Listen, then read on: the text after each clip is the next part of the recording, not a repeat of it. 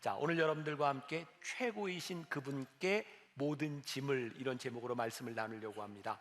제가 이번 12주 동안 말씀의 제목을 최고라고 하는 시리즈로 잡아보았습니다. 첫 번째 주 어떤 설교였죠? 최고의 역시 기대를 저버리지 않고 있어요. 최고의 예배, 그리고 지난주에는 최고의 사명에 대해서, 오늘은 최고이신 그분께 우리의 모든 짐을 맡겨보자. 오늘은 최고이신 하나님께 초점을 맞추어서 말씀을 나누려고 합니다. 오늘 말씀의 주제는 짐에 대한 부분입니다. 아마 우리가 인생을 살아가면서 다 그런 말 한 번쯤 해보지 않았을까요? 나에게는 짐이 있어. 여러분들의 인생에 짐이 있을 거예요. 우리가 신앙적으로 표현을 한다면 십자가라고 표현을 하기도 하죠. 근데 아무리 신앙적으로 이건 나의 십자가야 라고 표현을 한다 할지라도 십자가는 버겁고 무거운 거예요. 저에게나 여러분들에게나 십자가로 느껴지는 그 어떤 짐이 있을 때 그것은 참 힘든 것 같아요. 중요한 것은 우리들에게 이 십자가와 무거운 짐이 있을 때 어떻게 하나님과 함께 이 짐을 지고 우리의 짐을 어떻게 하나님께 맡길 수 있는가, 오늘 이 말씀을 함께 나누어 보려고 합니다. 오늘 본문 말씀에 보면 사도 바울이 고린도에 있는 교인들에게 이렇게 이야기를 하고 있어요. 우리가 이 보배를 질그릇에 가졌으니, 지금 이 말씀을 보니까 어떤 표현을 하고 있냐면 우리를 가리켜서 질그릇이다 이렇게 표현을 하고 있고, 질그릇은 보잘것없는 것, 깨지기 쉬운 것이지만 그 안에 보배를 가졌다. 그래서 우리 안에 보배가 있기 때문에 큰 능력이, 하나님의 능력이 우리와 함께 하신다는 말씀을 하고 있어요. 사도 바울이 고린도에 있는 교인들에게 하고 싶었던 이야기가 있어요. 우리의 능력에 근거하는 것이 아니라 우리 안에 보배가 있으므로 우리들이 가치 있는 질그릇이 될 수 있다. 깨지기 쉬운 질그릇일지라도 하나님이 우리를 지켜주신다. 지금 이 말씀을 하고 있는 거예요. 지난주에 여러분들과 함께 사명에 대한 이야기를 했어요. 사명 참 좋은 거예요. 때로 사명이 우리들에게 있음으로 인하여 우리의 가슴이 뛰기도 해요. 그러나 사명 역시 우리들에게 무겁고 버거울 때가 많이 있어요. 깨지기 쉬운 질그릇, 우리들이 사명을 가지고 있으나 무거운 짐으로 인하여 버거울 때 염려하지 말라. 너희 안에 보배로 인하여 우리를 지켜주시는 하나님의 능력을 우리들이 경험할 수 있다고 말씀하고 있습니다. 자, 말씀을 좀 풀어가기 위해서 제 이야기를 조금 하려고 합니다. 저는 1993년, 지금부터 31년 전에 처음 비행기를 타고 미국 유학길에 오르게 됐어요. 처음 시카고 오헤어 공항에 이렇게 내렸을 때 이렇게 황혼역이었는데, 이걸 어떻게 설명해야 될지 모르겠지만 비행기에 내려서 딱 이렇게 노을을 보는데 이렇게 달이 이렇게 떠오르고 있었어요. 근데 미국 달이 한국 달보다 커요. 진짜 이게 믿으세요. 커요. 그런데 제가 한 1년 정도 지나면서 저녁 때 가끔 이렇게 노을에 이렇게 달을 볼 때면 처량한 생각도 들고, 아이들 둘 데리고, 아내를 데리고 유학을 왔는데 이거 내가 잘 마칠 수 있을까? 그런 두려움 같은 것도 제 안에 있었고, 때로는 서글픈 생각도 들고. 왜냐하면 제 인생에 가장 가난했던 때가 그 유학 시절이었기 때문이고, 그 유학 시절 5년을 지나면서 아마 제 인생에 누구에게도 인정받지 못했던 때가 아니었을까. 제가 목사가 돼서 갔는데 정말 저를 환영해 주는 데가 없었어요. 목사가 돼서 교회를 찾아가니까 어떤 목사님들도 저를 환영해 주지 않았어요. 첫 해 추수감사절과 크리스마스를 지날 때 아이들을 데리고 갈 교회가 없더라고요. 그래서 그냥 미국 교회 가서 예배를 드리고 애들을 데리고 영화관에 들어가서 영화를 하나 보고 나오는데 그렇게 서글펐던 기억이 나요. 그런데 저에게는 서글펐던 기억만 있는 것이 아니라 그때 저를 도왔던 도움의 손길도 있었고, 서글프고 참 힘들다고 생각했지만 그때 제 가슴이 뛰었던 것을 저는 기억합니다. 왜냐하면 제 안에 보배가 있었거든요. 하나님께서 저에게 주신 사명이 저에게 있었기 때문에 저는 이 공부를 마치고 제가 한국에 돌아와서 해야 될 그 일로 인하여 제 가슴이 뛰었었거든요. 생각해보니까 가장 힘들고 인정받지 못했던 그때가 내 인생의 황금기였나 보다 라는 생각이 들기도 합니다. 저에게 꿈이 있음으로 인하여 제가 참 어려운 시절을 지나가고 있었지만 저는 누군가에게 참 도움이 되는 인생을 살았다라고 스스로 생각해요. 93년 첫 학기를 지나고 여름을 맞이했을 때 제가 이제 아르바이트를 하게 됐어요. 여름 내내 정말 돈을 이렇게 많이 벌었어요. 그리고 그때 제가 정말 사고 싶었던 노트북을 샀어요. 93년, 94년 무렵에 노트북이 흔치 않았습니다. 정말 비싼 돈을 주고 노트북을 샀어요. 얼마나 좋았는지 제가 사무실에 아르바이트를 하러 가면서 그 노트북을 가지고 갔고, 짬이 날 때마다 이렇게 이제 페이퍼를 쓰기도 하고, 그리고 노트북을 사무실에 놔두고 점심을 먹고 왔는데 누가 노트북을 훔쳐갔어요. 정말 하늘이 무너지는 것 같았어요. 너무 아깝고 써보지도 못하고 잃어버린 것 때문에. 그리고 제가 그 상실감을 가지고 이렇게 집에 학교 기숙사에 돌아왔는데 제 눈에 저보다 힘들게 공부하는 한 유학생이 보였어요. 그래서 제가 그분에게 노트북을 사줬어요. 저는 사지 못하고 그분에게 노트북을 사줬어요. 정말 기쁜 마음으로 사줬어요. 왜냐하면 제 안에 보배가 있었거든요. 그 당시에 제가 타고 다니던 차가 굉장히 큰 차였어요. 5000cc짜리. 그 당시 유학 시절에 큰 차가 쌌어요. 미국은 이제 기름값이 싸고 하니까. 그 차는요, 너무너무 신기한 차였어요. 비가 오는 날 차를 타고 쫙 하면 내릴 때 차 안에도 물이 고여요. 그래서 물을 이렇게 퍼내야 됐던. 그리고 이 차를 타고 고속도로를 달릴 때면 주유소에서 기름을 한번 넣을 때 엔진 오일을 한 번씩 넣어줘야 돼요. 어디로 새는지를 몰라요. 근데 우리 애들이 참 어릴 때였는데 고속도로를 쫙 달려가면 본네트에서 하얀 이렇게 김이 연기가 올라요. 그럼 우리 애들이 아빠, 우리 차는 연기가 나요. 그러면서 얼마나 좋아했는지. 근데 그 차를 가지고 제가 함께 있었던 유학생들 차가 크니까 어디 갈 때 제가 도움도 주고, 그리고 제가 유학을 마치고 나올 때 제가 거저 얻었던 그 차와 제가 가지고 있던 모든 것들을 유학생들에게 다 이렇게 나눠주고 올 수 있었던 그런 기억이 저 안에 있어요. 한국에 돌아왔어요. 그 당시에 저희 아버님이 여기 담임 목사님이었는데 제가 아들이 여기 왔더니 역차별을 받는 거예요. 똑같이 일을 하는데 다른 부목사님들과 정당한 대우를 안 해주고 저한테는 월급을 적게 해주셨어요. 그때 교회가 어려운 때이기도 했고, 그래서 저는 학교에 강의를 다니고 또 신문사에 글을 쓰고 잡지에 글을 쓰고 그렇게 먹고 살았어요. 참 쉽지 않은 시간들을 지나갔거든요. 그때 제가 와서 이제 3년 활부로 자동차를 샀던 기억이 있어요. 활부를 다 끝내고 났는데 차가 필요한 사람이 보이는 거예요. 그래서 그 차를 그분에게 주고 또 활부로 들어갔어요. 3년을 활부를 다 쓰고 났더니 또 차가 필요한 사람이 보이는 거예요. 그렇게 3번 차를 사서 활부를 마칠 때마다 세 사람에게 차를 주었던 기억이 있어요. 참 괜찮죠? 내 인생의 황금기였다. 내가 무엇을 가지고 있기 때문이 아니라 내 속에 있는 보배로 내 가슴을 뛰게 하는 일들로 인하여 도움이 필요한 사람에게 도움을 줄 수 있었던 내 인생의 황금기를 저는 지났다고 생각해요. 제가 여러분들에게 무슨 이야기를 하고 싶을까요? 제 삶의 가장 찬란했던 그 시절은 질그릇 같은 인생을 살았던 그때, 내 속에 보배를 가지고 있었던 때 같아요. 그때 내가 가지고 있었던 사명의 무게 혹은 삶의 무게, 그것보다 더 큰 하나님의 은혜를 경험할 수 있었던 때, 내 짐이 그렇게 무겁게만 느껴지지 않았던 그 때 인생을 살았던 것 같아요.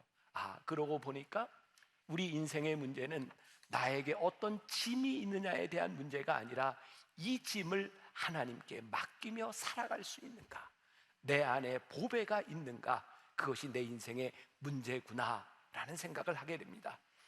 짐을 맡긴다고 하는 것, 우리 신앙의 문제는 짐이 없는 것이 아니라, 짐이 있는 것에 대한 문제가 아니라 짐을 맡기느냐 맡기지 못하느냐에 대한 문제구나. 그런 찬송가를 아시죠? 내 모든 시험 무거운 짐을 주 예수 앞에 아뢰이면 근심에 쌓인 날 돌아보사 내 근심 모두 맡으시네. 무거운 짐을 나 홀로 지고 견디다 못해 쓰러질 때 불쌍히 여겨 구원해 주리. 은혜의 주님 오직 예수. 무거운 짐을 나 홀로 지고 견디다 못해 쓰러질 때 불쌍히 여겨 구원해 주리. 은혜의 주님 오직 예수. 우리가 부르는 찬송가를 보면 그 찬송가가 어떻게 만들어졌는가, 그런 유래들이 잘 나와 있어요. 이 찬송가는 엘리사 호프먼이라는 목사님이 작시한 찬송입니다.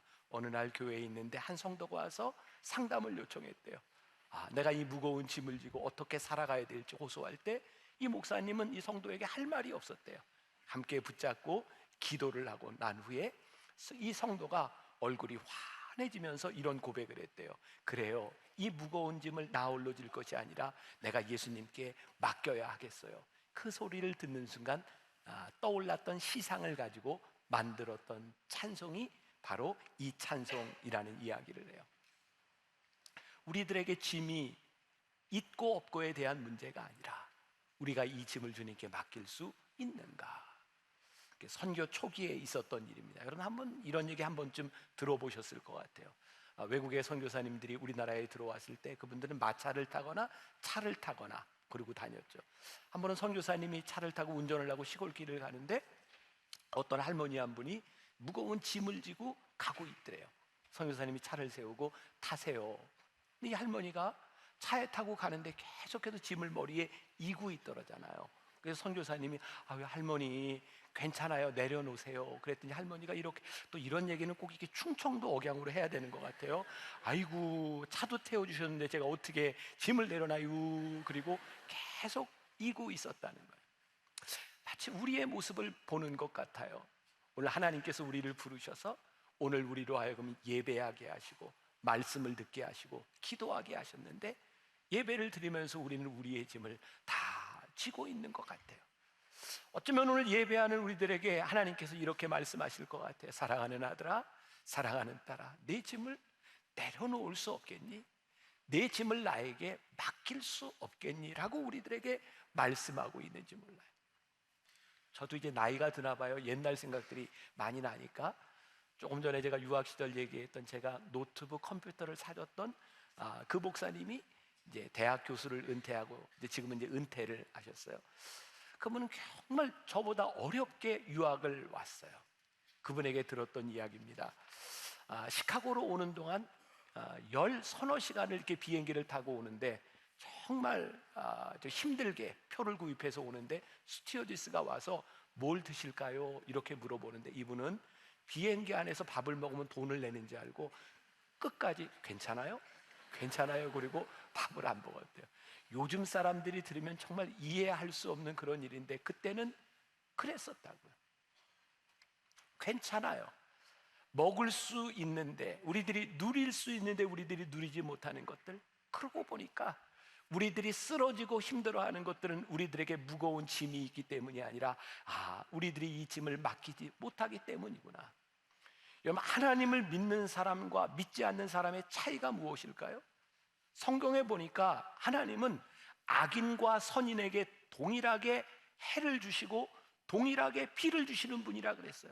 우리가 살면서 깨닫는 거지만 예수를 믿는 사람이나 믿지 않는 사람이나 살아가다 보면 똑같이 병에 걸리는 것 같아요. 암에 걸리기도 해요. 우리가 예수를 믿는다고 우리 남편이 갑자기 착해지거나 우리 아내가 갑자기 착해지고 그런 일 없어요. 예수를 믿어도 역시 우리를 속썩이는 자식도 있고 힘들게 하는 사람들이 있어요. 예수를 믿는 사람이나 믿지 않는 사람들이나 다 짐을 가지고 살아가요. 그런데요, 하나님을 믿는 사람들의 놀라운 특권이 있는 거예요.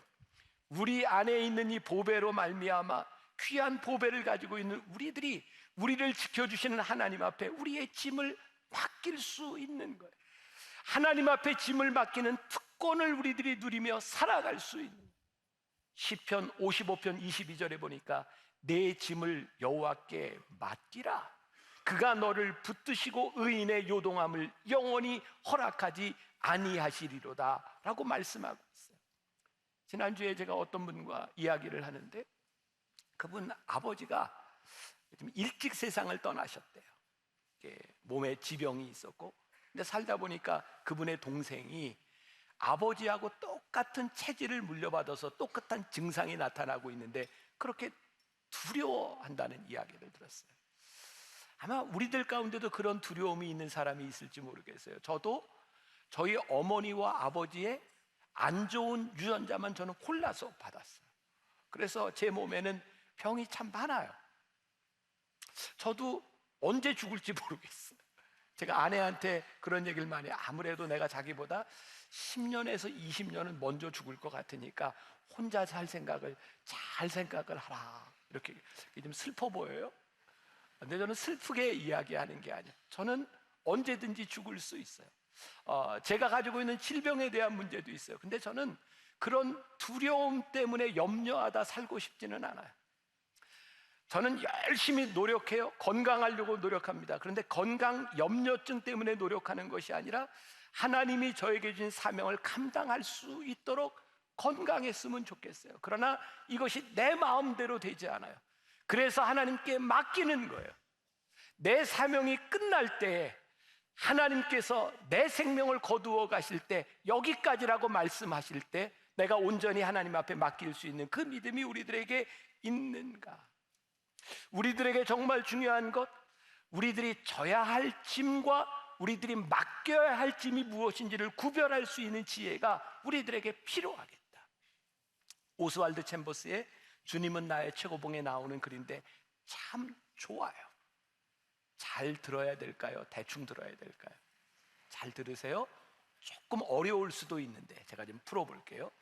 우리는 옳은 짐과 그렇지 않은 짐을 구별할 줄 알아야 합니다. 결코 의심이나 죄의 짐을 져서는 안 됩니다. 그러나 하나님께서 의도적으로 우리에게 지게 하시는 짐들이 있습니다.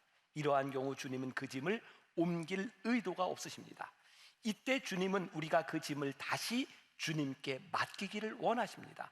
만일 우리가 하나님을 위해 일하면서 주님과의 관계가 끊어진다면 그 책임감은 감당할 수 없을 정도로 무거울 것입니다. 그러나 만일 우리가 주님께서 우리에게 지우신 짐을 다시 주님께 맡기면 주님은 주님의 역사를 드러내시면서 우리의 책임감을 제거해 주십니다. 자, 제가 조금 설명을 할게요. 주님께서 우리들에게 지도록 주시는 짐은 주님께서 거두걸 의사가 없으십니다. 그 짐은 우리들이 져야 되는 짐이에요. 주님, 이것은 나의 짐입니다. 그런데 중요한 것은 내가 져야 되는 그 짐을 내가 지면서 내가 지는 것이 아니라 주님께 맡길 때 주님이 그 짐을 져주신다. 저에게 깨닫게 된 주님과의 친밀함, 주님과의 관계 속에서 주님께서 나에게 져주신 짐을 주님과 관계없는 것으로 보는 것이 아니라 주님, 저에게 이 짐을 주셨습니다. 주님, 이 짐을 맡아주세요 라고 주님과의 친밀함이 유지될 때 우리는 우리의 짐을 마땅히 지며 살아갈 수 있다는 거예요. 제가 이렇게 정리를 해봤어요. 최소한 우리들에게 짐이 있다면 무거운 짐을 맡기기 위해 져야 하는 짐이다. 제가 이렇게 표현이 가능할 것 같아요. 하나님께서 오늘 우리들에게 이전에 나올 수 있도록 여러분들의 삶에서 여러분들의 최소한의 의무를 감당하고 하나님과의 친밀함을 유지하기 위해서 여러분들이 해야만 되는 일, 그 짐을 우리들에게 지기 시작할 때 이 자리에서 우리는 우리의 무거운 짐을 주님께 맡기기 시작해요. 주님, 제가 이러한 짐을 가지고 왔습니다. 우리의 신앙은, 우리의 은혜는 거저되지 않습니다. 우리들이 최소한의 주님과의 관계성, 친밀함을 유지할 수 있을 때 우리는 주님 앞에서 이 짐을 내려놓을 수 있는 특권을 누리게 돼요. 저는 오늘 이제 이 말씀을 마치고 우리들이 찬송하면서 기도하는 시간을 가지게 될 텐데 오늘 시간 여러분들이 하나님 앞에 여러분들의 짐을 내려놓았으면 좋겠어요. 어제도 10시 예배 때도 제가 돌아오면서 우리 교인들의 몇몇 얼굴이 떠올라요. 제가 여러분들의 사정을 다 알지 못해요. 그러나 제가 알고 있는 사람들의 얼굴이 또 그런 기도가 되는 거야. 하나님, 저 무거운 짐을 지고 여기 와서 그냥 그 짐을 가지고 가는 사람이 아니라 오늘 말씀을 들을 때, 기도할 때, 찬송할 때 하나님 앞에 그 짐을 맡겨 놓을 수 있는 믿음을, 은혜를 허락하여 주옵소서. 세상은 살아가는 방법, 이 세상이 가장 두려워하는 것이 뭔지 아세요? 불확실성이에요. 불확실성만큼 우리의 인생에 무거운 짐이 없어요. 혹시 여러분들 등산을 하는 분들은 그런 경험이 있을 거예요. 길을 모르고 올라갈 때 처음 가는 그 길이 무척 멀고 힘들어 보여요. 근데 다시 되짚어 내려올 때면 그 길이 좀 짧아 보여요. 길이 짧아진 건 아닌데 내가 그 길을 알고 있거든요. 그러고 보니까 매일 산책을 하거나 매일 등산하는 그 길이 나에게 익숙해지면 그 길에 대한 두려움이 없어요. 제가 몇 해 전에 미국에 가서 이제 집회를 하고 저는 시간이 남을 때마다 걸어요. 그래야 제가 건강을 유지하니까. 그래서 옆에 한 공원에 이렇게 들어가서 걷게 되었는데 공원이 무지하게 컸어요. 이렇게 이제 지도를 바라보고 이렇게 걷는데 걷다가 막 천둥이 치고 이제 비가 오려고 하는데 갑자기 두려움이 생겨. 이거 내가 이 날이 어두워지기 전에 갈 수 있을까? 그래서 전화를 해서 경찰에게 내가 길을 잃은 것 같다고. 경찰이 와서 저를 데려주는데 바로 옆이에요. 얼마나 창피했는지 몰라요. 근데 생각해보니까 내가 왜 두려웠을까? 길을 모르는 거예요. 불확실성만큼 우리들에게 두려움을 가져다 주는 게 없어요. 그래서 이 세상의 상식적인 잣대에서 보면 확실성이 상식적인 삶의 지표예요. 얼마나 확실한가. 그런데요, 우리들이 살아가는 삶이 그렇게 확실하지 않다고요. 우리들이 살아가는 삶이 불확실성으로 가득 차 있다고요.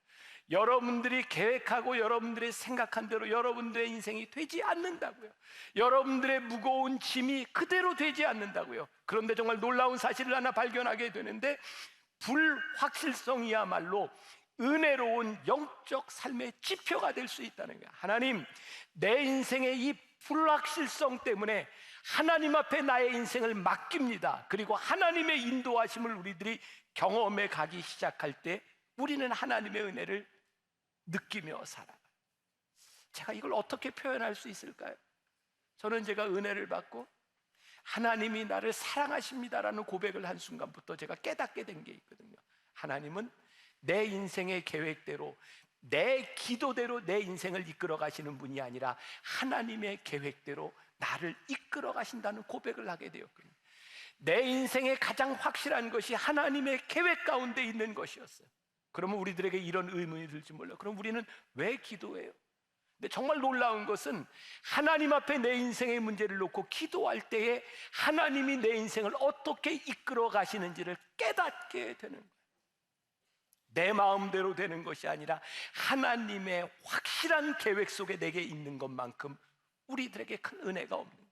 자, 오스왈드 챔버스의 또 좋은 글이 있어서 조금 읽어드려요. 주님은 나의 최고봉에 나오는 글이에요. 우리는 다음 단계에 어떤 일이 발생할지 불확실합니다. 그러나 하나님은 하나님을 확신합니다. 우리가 주께 자신을 내려놓고 주께서 맡기신 가장 가까운 의무를 수행하기 시작하면 그분은 언제나 깜짝 놀랄 일들로 우리의 삶을 채우십니다. 예수님은 나를 믿으라고 말씀하셨지 나에 관한 너의 신념을 믿으라고 말씀하시지 않으셨습니다. 모든 것을 주님께 맡기십시오. 주님이 어떻게 오실지 알 수 없는 것이 영광스러운 불확실성입니다. 그러나 주님은 반드시 오십니다. 주님께 충성을 다하십시오. 굉장히 멋진 표현이라고 생각했어요. 우리의 신념을 믿는 것이 믿음이 아니라 주님을 믿는 것이 믿음입니다. 하나님께서는 어떻게 역사하실지 우리들은 알지 못합니다. 그러나 하나님이 우리들의 삶에 역사하실 것을 우리들이 믿습니다. 주님이 어떻게 오실지 언제 오실지 불확실합니다. 그러나 주님은 분명히 오십니다. 주님의 방법으로 오십니다. 우리의 믿음이 우리의 신념이 우상이 되는 것이 아니라 하나님 앞에 우리들의 삶을 맡길 수 있는 그 믿음이 우리들에게 확실함을 주는 하나님과의 확실한 관계 속에서 우리들이 누릴 수 있는 은혜가 있는 거예요. 오늘 여러분들에게 그런 은혜가 있었으면 좋겠어요. 하나님, 제 인생의 무거운 문제를 하나님 앞에 내려놓습니다. 하나님, 내 인생을 인도하여 주옵소서. 저는 제 삶에 참 늘 기대가 있는 게 큰 축복이라고 생각하거든요. 정말 놀라운 것은 하나님은 정말 내 뜻대로 안 해요. 내가 원하는 대로 안 하세요. 놀랍게도 내 뜻이 틀어지는 그곳에서 하나님의 인도하심과 하나님의 뜻이 있음을 발견하게 돼요. 저는 제 인생이 너무 즐거워요. 근데 제 인생에 짐이 참 많아요. 근데 기뻐요. 하나님의 인도하심이, 하나님의 확실하심이 내 인생 가운데 있음을 고백하기 때문에. 어떻게 우리들이 짐을 맡길 수 있을까요? 스튜어트 브리스코의 시간 도둑이라는 책에 보면 중국 내지 선교로 평생을 지냈던 허드슨 테일러 3세에 대한 이야기가 나와요. 그 당시 중국에서 일본과 중국의 전쟁이 일어났고, 허드슨 테일러의 손자는 말레이시아의 선교사들 학교를 다니게 됐어요. 어머니하고 헤어져서 다니게 됐어요. 수년 동안 전쟁이 지난 이후에 그 어머니와 아들이 만나게 되었고, 어머니는 아들에게 그런 간증을 합니다. 이런 내용이 있더라고요. 하나님께서 이렇게 말씀하셨대요. 너는 내가 중요하게 생각하는 것들을 돌보고 있으니 나는 내가 중요하게 여기는 사람들을 보살펴 주겠다. 아들을 그곳에 놔두고 걱정하지 않고 하나님께 맡길 수 있었던 이유는 하나님의 음성이었어요. 너는 내가 중요하게 생각하는 것들을 돌보고 있으니 나는 내가 중요하게 여기는 사람들을 보살펴 주겠다. 오늘 우리 안에 보배가 있어서 하나님께서 우리들에게 주신 삶의 우선순위가 분명할 때, 우리들이 하나님 앞에 우리의 인생을 맡기고 살아갈 때 우리는 깨지기 쉬운 질그릇과 같은 존재일지 모르지만 하나님께서 우리를 잊지 않으시고 우리를 지켜주시는 그 은혜를 우리들이 경험하고 살아요.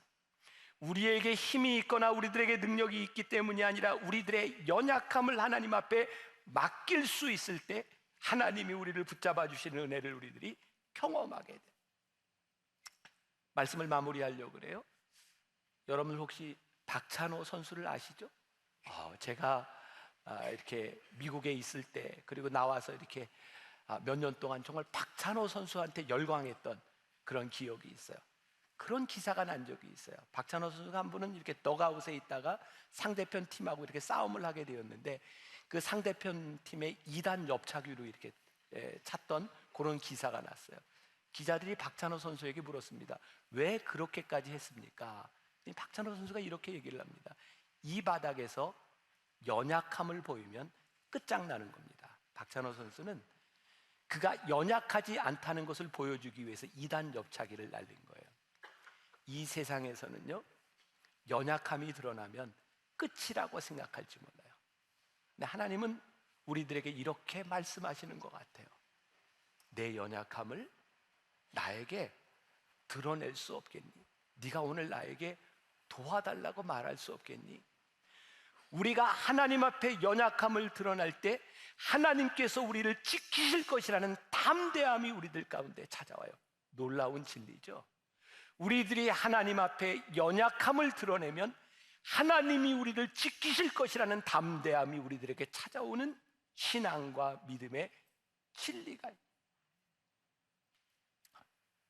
저는 오랫동안 제 질그릇을 자랑하려고 살았던 것 같아요.